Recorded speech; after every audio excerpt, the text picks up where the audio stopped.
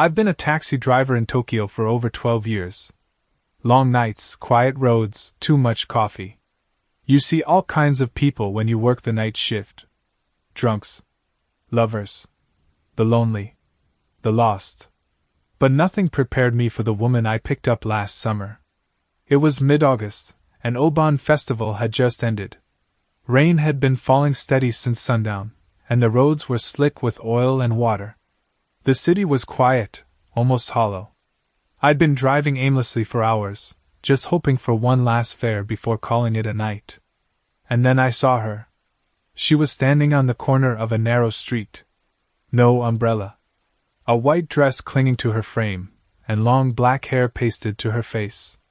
She raised her hand as I approached. I should have passed her and just gone home. But for some reason, I pulled over. And it turned out to be the biggest mistake of my life. She opened the door slowly and slipped inside without a word. After a few seconds of silence, I cleared my throat and asked her, "Where to?" She said, "Take me home." Her voice was barely above a whisper. I waited for the details. A proper address, a landmark, anything. But she just kept staring through the windshield, like she was watching something far away. After a few seconds of silence, I asked her, "Can you give me more details?" She said, "I'll guide you." I didn't press further and started driving. That's when the weirdness started. She'd wait a few minutes in silence, and then murmur, "Turn left here." Or, "Take the next right." Her directions made no sense.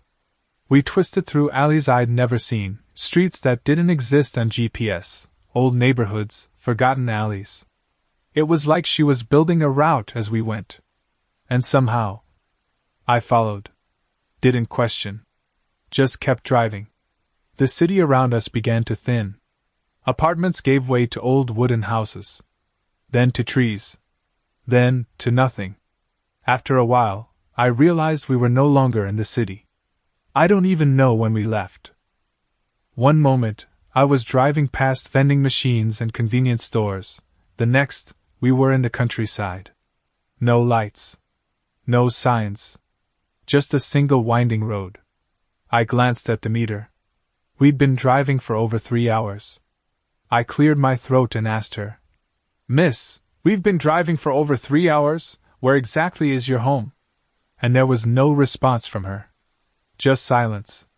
At this point, I snapped and turned around only to find that the seat was empty. She was gone. There was just a puddle of water on the back seat. But how was it possible? She couldn't just vanish into thin air. Even the doors were locked. Struggling to process what had happened, I turned my gaze back on the road only to find that I was speeding toward the edge of a cliff. I slammed the brakes, but it was to no avail.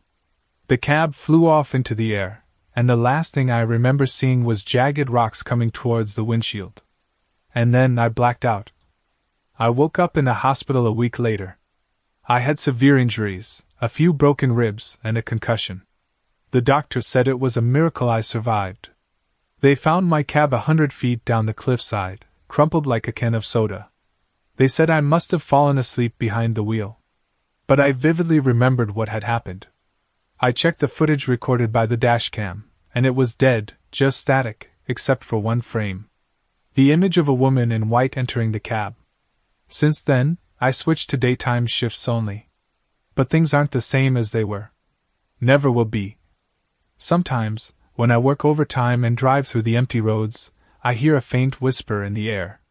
She still demands that I take her home.